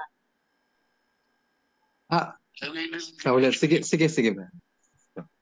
Sara ako, titignan ko sa exhibition. Ano makikita mo sa Sige, tanong ko lang, si Pastor Jess. nakikita ko? Good evening, Pastor Jess. Good evening po. Magandang gabi naman sa iyo, kapatid. Kasi nabanggit mo yung Tryon, nabanggit mo yung Tryon eh. Kasi may mga kagaya ng, nais ko lamang banggitin yung ibang sekta ba ito, kagaya ng GMC, Jesus Miracle Crusade, INC, POGC. Bakit sila hindi naniniwala sa Holy Trinity? Wala silang, hindi nila inaano yung Holy Trinity. Ano Kaya bang Kaya nga, ang sabi natin kanina, yung ikaw, makilala mo kung sino talaga yung anak, is a great privilege. It is a special revelation. Hindi ito inihayag sa lahat, kundi sa mga elect lang. Napansin niyo yung mga verses na binasa natin kanina? Yes. Revelation yun. Ibig sabihin, ikaw, kung ikaw, isa ka sa napili ng Panginoon na pagpahayagan niya ng kanyang sarili, napakapalad mo. Kasi isa ka sa may pagkakataon ng kasi you cannot separate salvation from knowing God. Kaya nga sabi nga sa John 17 verse 3, This is eternal life, that they may know you, the only one true God, and the Son whom you have sent. So, napaka-special niyan, kapatid, no? Yung salvation, yung eternal life, and knowing God is one package yan sa Panginoon. Mapalad ka, kapatid, kung ikaw. So, sa iba, ang hirap ipilit. Kahit na napakaganda ng argument mo, kahit na ipakita mo napakaraming verses yung supporting mo, pero kung hindi talaga inihayag ng Diyos sa kanila kung sino talaga siya, ay talagang walang mangyayari, kapatid. Talagang ano yun. Wala sa human effort. Nakita naman po natin kanina, no, na ang revelation ng ito ay galing sa Diyos. Ang Ama ang nagdala sa atin para makilala natin ang anak. At ang anak naman, ang trabaho niya, ipapakilala niya kung sino si God the Father. Okay? That is a very important na fact na dapat maintindihan nating lahat. Okay ba yung kapatid? Salamat, Pastor. Salamat po, Pastor Jess. Thank you po. Opo. Mamaya na uli. Sige lang po. Yung iba naman po. Okay. Open lang po, unmute lang po kayo para maano po yung conversation po natin. Privilege po natin. Brother Julius, may gusto kayong tanong kay Pastor? Kahit wala po dun sa topic po natin. Kung meron po kayong meron po kayong hindi nauunawaan sa mga scriptures po, mapapaliwanag. Hindi, natutuwa na po, praise to God, glory to God in the highest. Kasi halos lahat na nasabi niya. Ito lang, tanong kasi ito ang tanong ng karamihan ngayon, lalo ng ang mga atheists. Ang dami po nito dami nilang mga katanungan. Hinahanap ko lang School na ako ng school. O sige, ito na lang po. Pastor Jesse, tanong ko lang, ito tanong ng mga atheists, i-rely ko na lang to sa kanila. Saan nagmula ang Diyos? At bakit? Yun tinatanong sa akin ng mga atheists dito Saan nagmula yan? How do you know that there is a God? Paano nagsimula yan? So nakita nyo, no? Ang mga atheists kasi nga unbeliever sila. Kaya nga sabi nga, lagi natin tatandaan itong ating pagkakaunawa sa Panginoon it is a great privilege yung mai-reveal sa iyo kung sino si God the Father. Binigyan alam nyo ba ang faith ang faith kasi hindi ito galing sa atin. It is supernatural. Sa faith na yon, yung faith is ability to see God. Ability to understand who God really is.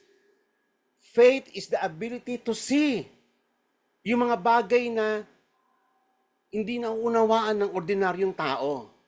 Kaya nga ang ibinigay ng Panginoon sa atin is faith. Kaya sabi doon sa Hebrews chapter 11, without faith, it is impossible to please God. He is the rewarder of those who diligently seek Him. Hindi mo hahanapin ang Diyos kung wala kang faith. Wala naman tayo ng creation Wala naman tayo nung ipinako si Jesus. Wala tayo nung Noah's Ark, and yet naniniwala tayo. Paano nangyari yon? Paano tayo? Kasi yung faith na yon, it is divine. It is a supernatural phenomenon na galing yun, it is a divine privilege. Manalig ka yung kasama doon yung makilala mo ang Diyos, yung paniwalaan mo yung mga bagay na wala ka naman doon. Paniwalaan mo even yung invisible na hindi nakikita ng mga mata. Isipin mo yun, naniniwala tayong lahat sa ganon. Ang Diyos, Espiritu, paano mo nasabi? Kaya sabi ng mga atheists, paano mo nasabi merong Diyos? Hindi siya naniniwala na ang Diyos is He has no beginning. Hindi siya naniniwala na ang Diyos is uncreated. Ang lagi nilang tanong, sinong gumawa sa Diyos? Kung siya ang gumawa ng lahat ng bagay, sinong gumawa sa Diyos? So, walang katapusan yan.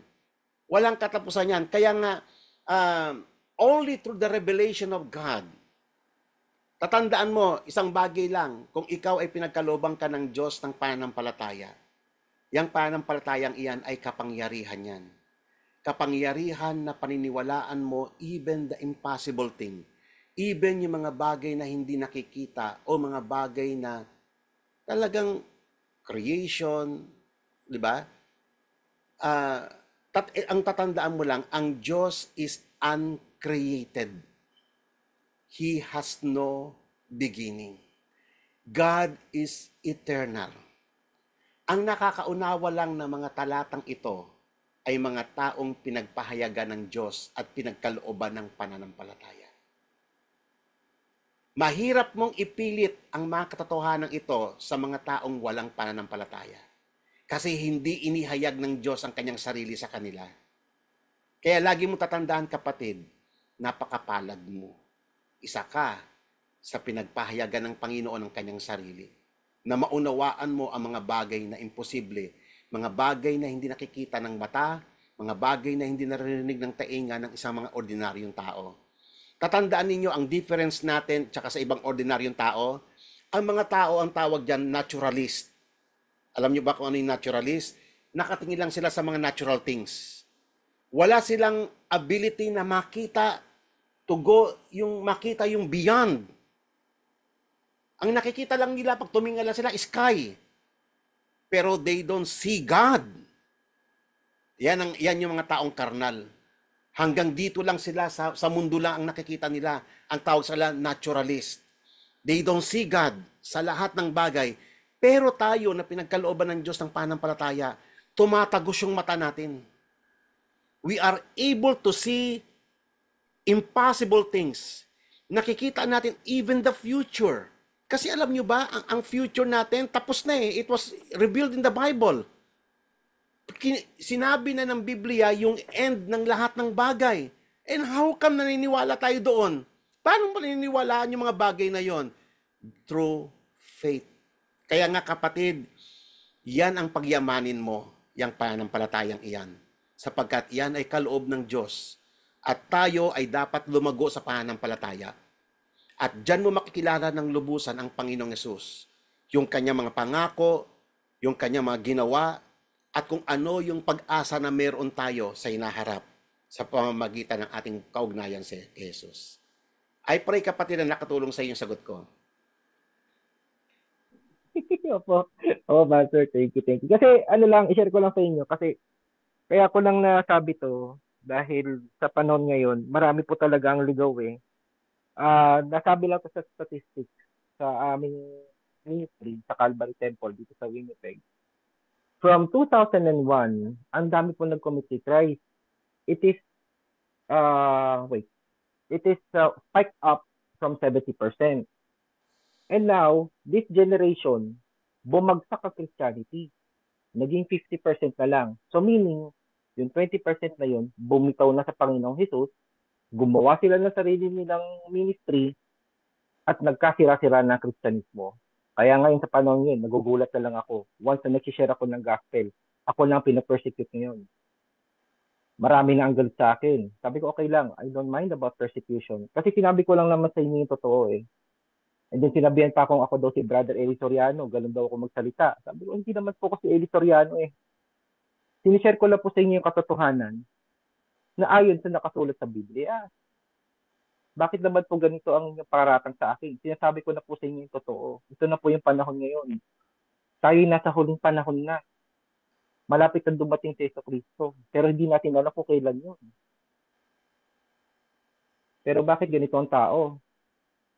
Tatataka lang ako, sabi ko, patay. Kaya tayo hindi nagkakaisa eh. Christianity will never be as one.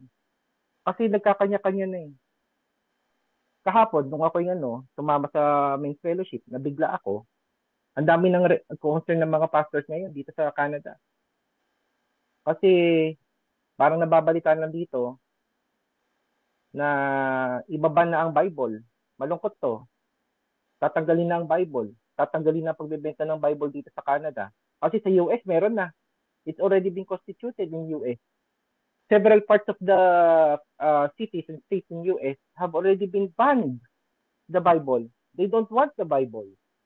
Masakit to. Sabi ko, patay, ito na. Gumagawa na ng maraming pagkaparaanan ang kaaway para hindi lumaganap ang Kristyanismo. So yun na nga, nakalagay na nga doon sa Matthew 24 na marami ng bulaan na nagsilitawan ngayon in which ang kanilang hangarin is to glorify themselves. Hindi si God ang ginaglorify nila. Anong klaseng glorification yun? It's all about the wealth of money. 1 Timothy 6:9-10. Ganito na ang ginagawa ng tao ngayon. Kunwari nag-aaral ng Bible. They are learning the Bible. But where is the fruit? Yun ang tanong eh. Asan yung bunga? Kaya pagdating sa bagay na yan, doon nagkakaroon ng, alam mo na, difference between the wheat and then yung, nalimutan ko yung isang sinabi ni Christ sa parable eh. The wheat and May mga bro, may mga yung sinabi ng Panginoong Yesus, kung papaanong ang evil ay mag-increase, ang righteousness mag-increase din. Hindi po one side 'yan. Hindi puro evil lang Kunyari, ang evil gumagawa siya ng paraan para i-destroy o i-hinder yung paglago ng kingdom of God.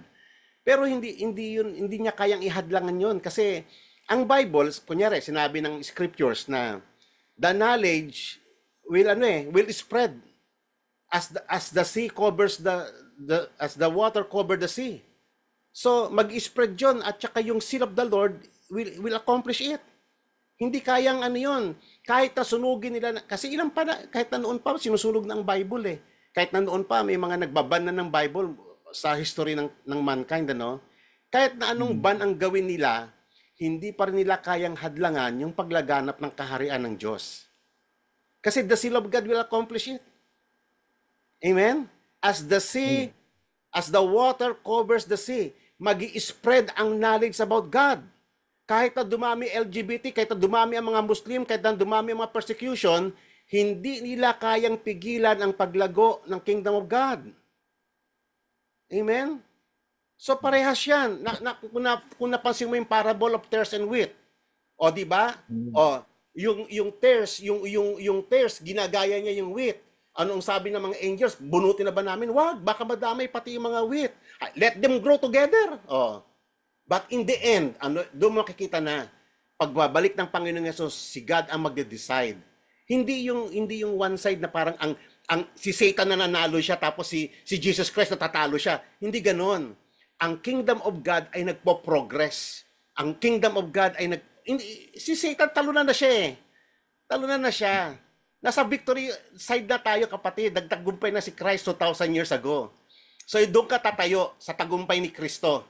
Okay? So wag mo titignan yung nag-increase man yung mga evil, marami yung sa China. Nakita nyo grabe ang persecution sa China ng mga Christians doon. And yet grabe na ang pag-spread ng Christianity roon. Underground nga lang. Sa Iran, kita mo persecuted ang Christian dyan. And yet, nagmumultiply ang Christianity dyan. So, kahit anong hadlang ng dyablo, hindi nila kayang hadlangan yung kingdom of God. Naniniwala ka ba doon, kapatid? Ay, opo. Sobra. Ayan, yan ang tatayuan mo. Lagi kang tatayo sa victory ni Christ. Kasi nagtagumpay na si Christ eh. Tagumpay na siya. Huwag kang tumingin doon sa mga negatives, hayaan mo si Satan, yung dumami ang Hamas, dumami LGBT, hindi siya magkatagumpay. Tatandaan mo ang stupidity, it will never succeed. Amen? Stupidity will never succeed. Ang dami ng empire na bumagsak all throughout history. Babylonian Empire, Greece Empire, Medo-Persia Empire, nasaan na sila ngayon? Nasaan na sila? Turkish Empire, all throughout history. Nasaan na sila? Ang tanging tatayo na lang in the end is the kingdom of God. Lahat ng kingdom will crumble down. Malinaw yan sa scriptures. So doon tayo tatayo. Yung faith natin, isalig natin sa katotohanan iyon. Okay? Para hindi tayo masishake. Ano mang persecution, sabi nga ni Elijah, Lord, ako na lang mag-isa. Sabi ng Panginoon sa kanya, sino may sabi siya, ikaw lang mag-isa? May nakareserve ako 700 na hindi sumasamba kay Baal. Nabasa mo yung passage na yun, kapatid? Apa. Ayun. So doon ka tatayo lagi. Hindi kayang hadlangan ni Satan ang paglaganap ng kingdom of God. Mag-i-increase ang kingdom of God. Okay? Purihin ang Panginoon. Amen po. Amen. Yung iba naman po. Mute lang po. Ganda na topic po natin. Maganda ito yung pastor yung may question and answer. Mas lumiliwanag po yung pagkaunawa po natin. Sige po. Open lang po. Unmute lang po. Amen. Praise God. Praise God. Magandang gabi po. Purihin ang Diyos. Magandang gabi po sa inyong lahat. Magandang gabi po, Pastor Gis. Praise God, no? Meron lang akong i-share ng konti doon sa Trinity, no? Bago ako pupunta doon sa tanong ko po sa Pastor Jess, no? Opo. Doon sa Trinity, na talagang mahirap unawain, no? Lahat tayo hindi lubos maunawaan kung bakit pinahintulot o ginawa ng Diyos na mayroong Trinity, no? Ang Diyos lang talaga ang talagang nakakaunawa ng lubusan diyan. Pero tayo, binigyan tayo ng paraan ng Panginoon kung paano natin dahan-dahan maunawaan kung bakit mayroong Trinity. Although hindi naman perfect, pero merong, no? Merong tinuturo sa atin ang Panginoong Hesus. Praise God. Una, doon sa God the Father, no? Ang gusto niya na maibalik tayo sa kanya, no? Tayong mga nilikha niya, gusto niyang ibalik tayo sa kanya, no? Yung God the Son naman, praise God, nag-iiko ako. Praise God. Glory to God. Praise God. Parang merong hindi Nag-echo. Merong naka-open na ano. Sino pinaka-open? Mute po tayo.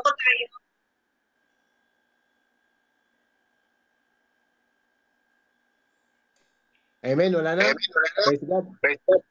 Meron pa rin. Meron pa. Meron pa rin. Praise God. Baka naiwan. Sino kaya yon? Okay, sige, tuloy mo po, kapatid. Okay, praise God, no? Praise God, tuloy natin. Amen, wala na, no? Praise God. Salamat, Sister Karen. Maraming salamat po. Praise God, no? Yun, no? Yun. So, gusto ng Ama na ibalik tayo sa Kanya. Yung anak naman, ang ginagawa niya, no? Tinuturuan tayo, no? Kung paano tayo sumunod. Kasi sabi diyon sa salita niya na, no, I am the way, the truth, and the life. No? Praise God. So yung banal na espiritu naman, no? Yun yung nagtuturo sa atin. Yun yung nagpapaalala sa atin kung ano ang pwede nating gawin, no? Kasi kung pananampalataya lang tayo at hindi natin gagawin yung pinapagawa ng banal na espiritu, wala ring saysay, no? Praise God. So katulad ng isang illustration, no? Ang Panginoon ay gumagawa ng isang malaking bahay. Halimbawa na lang, malaking bahay, no? Ang sabi ng Panginoon, gumawa ka ng malaking bahay. Sabi niya sa kanyang anak. So sino ang gumawa? Yung anak, no? Siya ang gumawa, siya ang kumilos. Ano ang ginagawa? Ano ang parte ng banal na espiritu? Siya yung mga materyales. Siya yung nagsusupply. Kumbaga tayo, no? Sinusuplayan tayo ng banal na espiritu kung paano tayo lumakad ayon sa layunin ng Panginoong Diyos. Yun lang po ang naunawaan ko sa Trinity, no? Praise God. Hallelujah. Tama po yun. So, Tama po yun, kapatid. Kasi ang Holy Spirit, kaya binigay, ganito yan, ano? Kasi tayo, etong ating katawan, bumagsak ito sa kasalanan.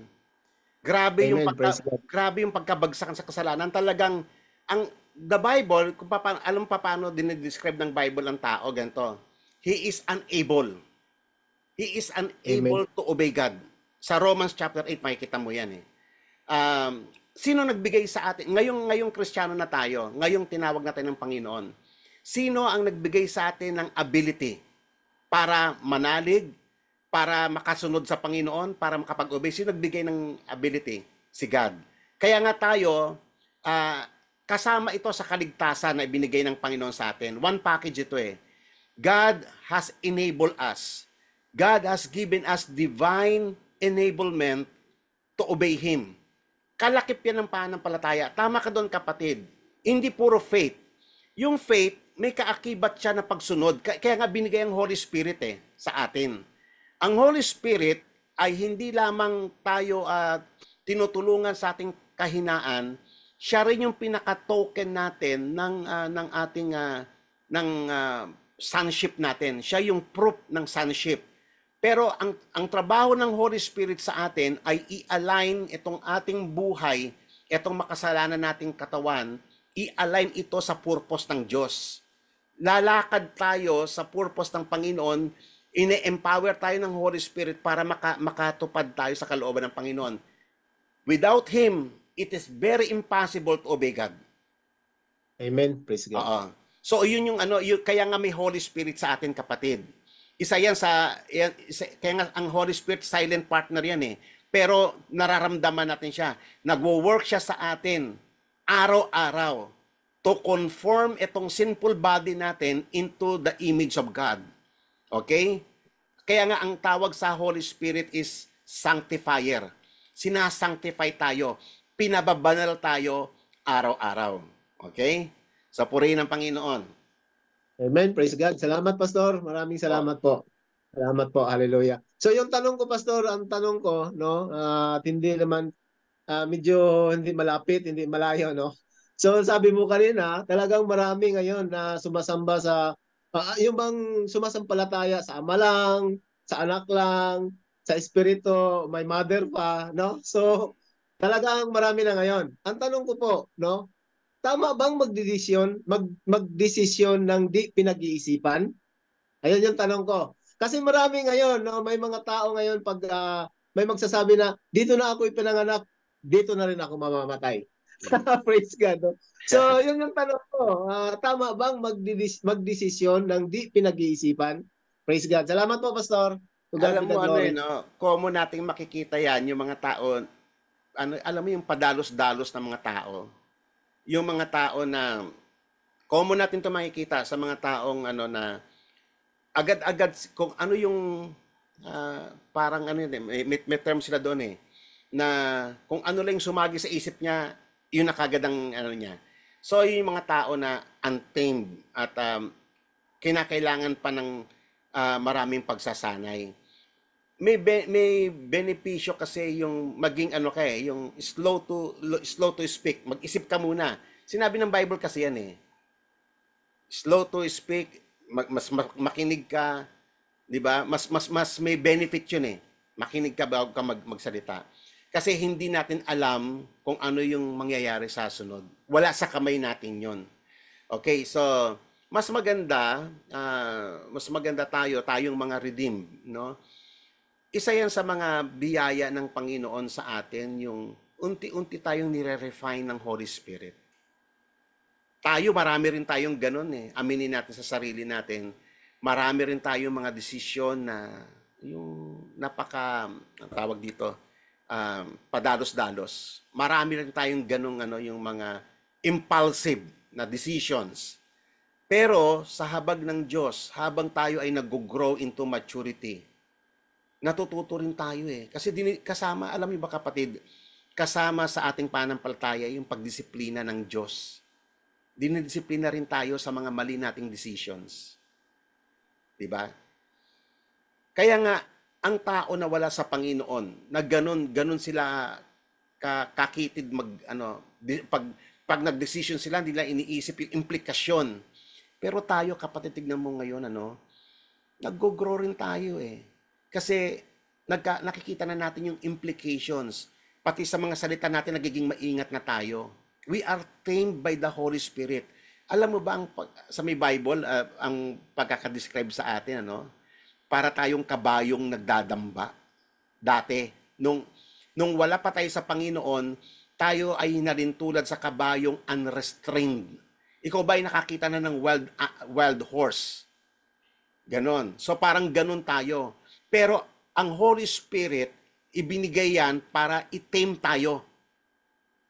Yung dating bibig natin na padalos-dalos magsalita, yung isip natin na walang direksyon, na untamed, tiname tayo ng Holy Spirit. Ako, nakita ko yan personally. Kasi ako, lumaki akong Manila, lumaki ako sa may kalye, lumaki ako na wala akong breathing, lumaki ako na talagang isip kanto boys. Ganon ako eh. Pero ang laki nga, ang layo ng pinagdalhan ng Panginoon sa akin, yung pag-tame ng Holy Spirit. Nagiging maingat na ako sa pagsalita, sa pagdedesisyon. Mas na ako ngayon na makinig kaysa sa mag-comment agad. Binigyan na ako. Mahabang training ito, kapatid. Mahabang training yan. At pasalamat tayo sa Panginoon sapagkat tayo ay nandoon na tayo sa may prosesong iyon na ibinigay ang Holy Spirit sa atin at expect mong Holy Spirit na yan ang trabaho niya. Iti-tame niya tayong lahat at walang exempted doon.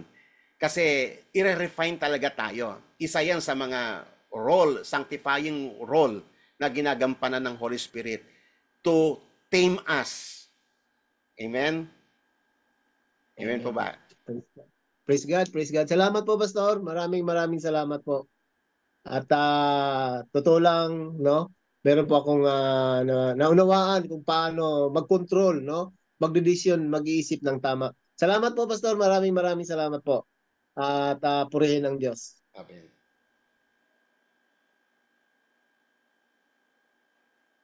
Amen po. Sige pa po. May time pa po tayo. Sino pang gusto magtanong po? Ano po? Gandang gabi po, Pastor. Tatanong ko lang po yung kay Ellie Soriano po, itatanong ko po kasi yung kaibigan ko po kasi member siya doon. Sabi po kasi pag mahaba daw po ang buhok ay hindi daw po ligtas. Yun po. Yun po ang itatanong, Pastor. May turo silang ganon? Baka naman may lang pagkakaunawa. Pastor, kasi ano po, sabi nila pag daw nagpagupit yung babae ay hindi nasunod dun sa kanilang yung kanilang katuruan. Hindi kasi meron silang yung katuruan na Hindi kasi meron yun meron silang kinokot doon sa may Corinthians yun yung tungkol sa veil, ang babae dapat nagtatalokbong siya bilang tanda ng pagpapasakop niya sa kapangyarihan ng asawa niya. Kaya pag ang babae nagpagupit, para ka na rin nagpakalbo. Parang wala ka na rin, parang tinanggalan mo ng belo. Yun ang alam kong pinag-uusapan doon. It is about submission to the authority of the husband. Kaya nga, sa kanila, sa practice nila, may bail. Ewan ko kung hanggang ngayon nagbe-bail sila. Parang, Ibig sabihin, Pastor, ibig sabihin po tayo, kami pong mga babae na hindi naman po member doon. Ibig sabihin po pag kami nagpagupit, kasalanan po ba yun sa Diyos? hindi naman ganun, sister. Ang kasalanan, si God ang nag-define ng what is sin. Ang sin ay rebellion against God. Sin is lawlessness. Sin is another form of life na parang tayo nagdidictate ng kung anong buhay ang gusto natin, hindi si God ang nagdedetermine ng kung ano yung buhay natin. Yan ang kasalanan. So, ang sin is departure from the will of God. So, yung magpagupit ka o magsuot ka ng damit o modern na basta maging modest ka lang, walang problema doon 'Di ba? Maging modest lang. Wag naman yung babae magsuot ng damit na kita naman ng bituka, wag naman ganoon. Maging modest tayo kasi lalo na tayong mga Kristiyano, yung maging dignified tayo kasi we are sons and daughters of God So ngayon, pati sa pananamit, ang pinag-uusapan doon, I think kapatid, ang pinakamahalaga na pinag-uusapan doon sa Korinto ay yung submission natin. Kasi ang lalaki ang ginawa ng Diyos na federal head ng asawa. Okay? At ang lalaki naman, ang head niya si Christ. At ang head naman ni Christ ay si God the Father. So, yun yung order of creation yun I think iyon yung pinag-uusapan doon sa may verse na yon. It is not exactly the hair. So, kaya lang kasi nung panahon na yon, nung time nung sinulat yung Korinto, importante yung pagsusuot ng veil. Ako actually naabutan ko pa yan nung bata ako, yung mga Roman Catholic no, parang simba may veil pa sila Pero itong modern times wala na yung veil. Pero may mga ibang mga Christian churches na may veil pa rin sila. Bilang ako wala akong problema doon kung may veil o walang veil. As long as yung submission na intindihan natin, yung order of creation, yung headships na itinatag ng Diyos para sa kaayos ng ating buhay sa mundong ito. Meron talagang headship, merong hierarchy talaga. Okay? So, yun ang alam kong pinag-uusapan doon, not exactly yung haircut. Thank you po, Pastor. Hello Sino to po. po? Opo, Brother Norman. Hello po. Sige po. Good evening po. Good evening po sa Hindi inyo man po sa'yo. lahat. Pastor, hindi po ba sabi po ng Bible is dun sa John 14:6, sabi po ni Jesus Christ, ako ang daan, ako ang katotohanan, ako ang buhay. Walang makakarating sa Ama kundi sa pamamagitan ko. Tapos nabanggit niyo po, Pastor, na ang Ama ang naglapit po sa ating kay Jesus, kay Yeso Kristo. Ang Ama po nagano. Ang question ko po doon is, paano, sinabi po ron sa Bible is, si Jesus yung siya yung daan papunta para mapalapit po tayo sa Ama. Opo. Hindi ko lang po masyadong naklaro yung sinabi niyo na, sabi niyo, nabanggit niyo po is, ang Ama naman po ang naglapit sa atin sa kay Kristo. Tama po Hindi yun. po ba sa parang medyo na lang po ako, Parang, Pastor. parang akala mo merong contradiction. Opo, saka ang pagkakaunawa ko po kasi is si Jesus Christ po talaga yung parang way para po talaga mapalapit po tayo sa Ama. At kaya lang po tayo nalapit kay Jesus Christ. Sabi niya po doon sa Roman 10:9, kung ipapahayag natin ng ating labi na si Jesus ay Panginoon at buong puso kang sasampalataya na siya ay binuhay ng Diyos, maliligtas ka. Kumbaga, si Jesus Christ yung way. At dahil sa pagtanggap po natin kay Jesus Christ, hindi po ba is ang Holy Spirit ang nag-ano po sa atin doon, ang nag-convict, kaya naipahayag ng ating labi po yun. Baga, hindi po ba yung Holy Spirit ang naging way at yung pananampalataya po natin para malapit po kay Kristo? Okay. Parang, ayun po. Para maintindihan mo pa ng mas malinaw, tama naman yung sinasabi mo, no? Nagkakaroon ka ng confusion doon sa mga papaano nag-ooperate yung Holy Spirit. Okay. Tignan mo sa ganitong aspeto yung kapatid. Si God the Father, siya yung nagplan. Siya yung grand plan ng lahat ng bagay tungkol sa ating kaligtasan. Naniniwala ka ba doon, kapatid? Amen po. Okay. So, yan si God the Father. At yung Son, siya yung sinugo niya. Siya yung sinugo niya para i-accomplish yung purpose niya. At yung Holy Spirit naman, yung nagkatrabaho doon para isakatuparan lahat ng iyon. Para tayo ay mailigtas. No? So, tignan mo yun, yung nagmula sa Ama lahat. Lahat, sabi nga ni Jesus, wala akong ginagawa hindi ko nakita sa Ama. Kung ano yung ginagawa ng Ama, siya kung ginagawa. So makikita mo, ang Trinity God kasi is undivided. At may mga ibang grupo na pinipilit na paghiwa-hiwalayin yung Trinity God. Si God, nagwo-work sila as one sa ating, from creation to recreation, sa ating kaligtasan. So ngayon, tama yung sabi mo na si Jesus ang tanging daan. Daan papunta sa Ama. Pabalik sa Ama. Oo. Pero si God the Father ang nag-initiate nun para ikaw makabalik ka sa Kanya. Okay? Si God the Father ang nag-initiate nun. Kaya sabi niya doon, para ikaw ay makabalik ka sa akin, sabi ng Ama. So gagawa ako ng another phrase para ikaw na makasalanan, makabalik ka sa akin, ay isusugo ko yung anak ko sa iyo para i-lead ka niya papunta sa akin. Naiintindihan mo yung ano na yon? Amen. So ganon nang tatranspire yung mga verses na kinot natin. Yung mga verses na yun, kapatid, hindi ko yun inimbento. Yun ay from the very words of Jesus Christ.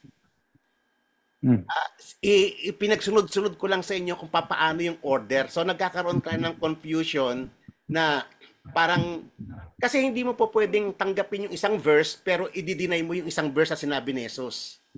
Tama ako doon, kapatid, di ba? So ang gagawin natin, ipag-reconcile lang natin sila. So yun yung ginawa ko kanina. Pinag-reconcile ko lang, tama yung pagkakaunawa mo. He is the only way. Pero, Hmm. hindi naman tayo makakapunta sa anak, maliban yung ama, dalhin ka sa anak. Tama yung sinabi sa may John chapter 5. Di ba? Hindi ka makakapunta rin sa anak. Kasi si God the Father ang initiator ng lahat ng bagay eh. O, di ba? So, Pastor, oo. sorry, hindi po ba kaya tayo malalapit kay Jesus Christ is because sa pananampalataya? Parang yung mga ninuno po natin sila, Abraham, because of faith. Hindi po ba yun yung way? Ano po? Kaya po Ano pa po? Pakiulit nga hindi po. po ba ang kaya malalapit po tayo sa Panginoong Hesukristo or madiligtas tayo is dahil sa faith po natin. Katulad po ng mga ninuno po natin si Abraham, Isaac. Ang tanong dyan, kapatid, sino ang nagbigay sa'yo ng faith para manalig ka kay Jesus? Okay. Nakuha ko na po. Okay. Si God the Father ko na po. ang pinagmumulan ng lahat ng bagay.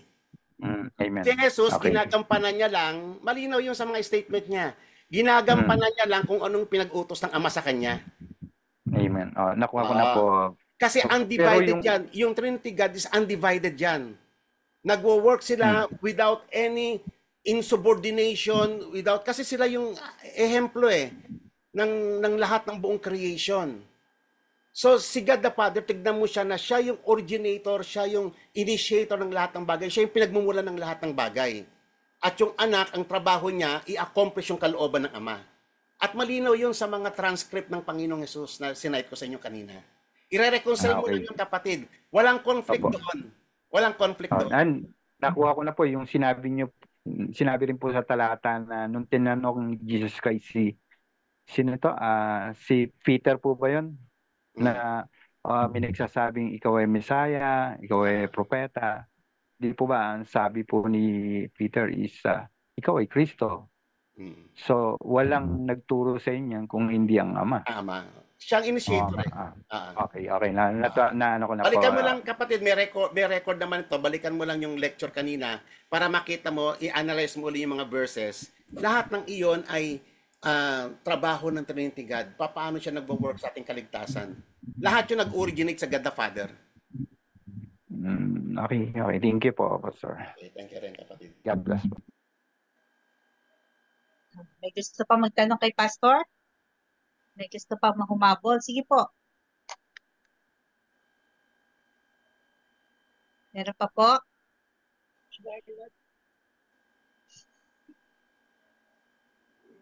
May question pa?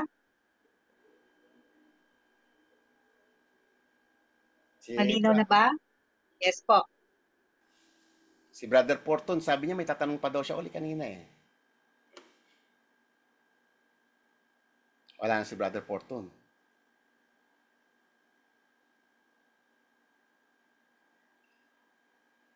Okay, so kung wala na, Sister Joy, ikaw na. Yes po. Thank you po, Pastor. At na-bless kami na yung nadagdagan po ang kaalaman po natin. Next meeting po, sana madagdagan po kami. Mag-invite po tayo dahil alam po naman natin na nagkakaroon po, nabibless tayo, nagkakaroon tayo ng kaliwanagan. Share po natin yung good news ng Panginoon na ibinibigay po sa ating mga kapatid. Thank you po sa buhay mo, Pastor. Glory to God po. Maraming po salamat sa mga participant po ngayong gabi. Amen po. Salamat po, Pastor. Okay. God bless po sa bawat isa. Purihin ng Panginoon. Amen po. God bless po. Good night po. Thank you. Good night po. Thank you po, Pastor. Thank you po. Salamat. God bless sa lahat. Thank you po. Thanks God po sa buhay ng bawat isa. Bye po. God bless. Bye.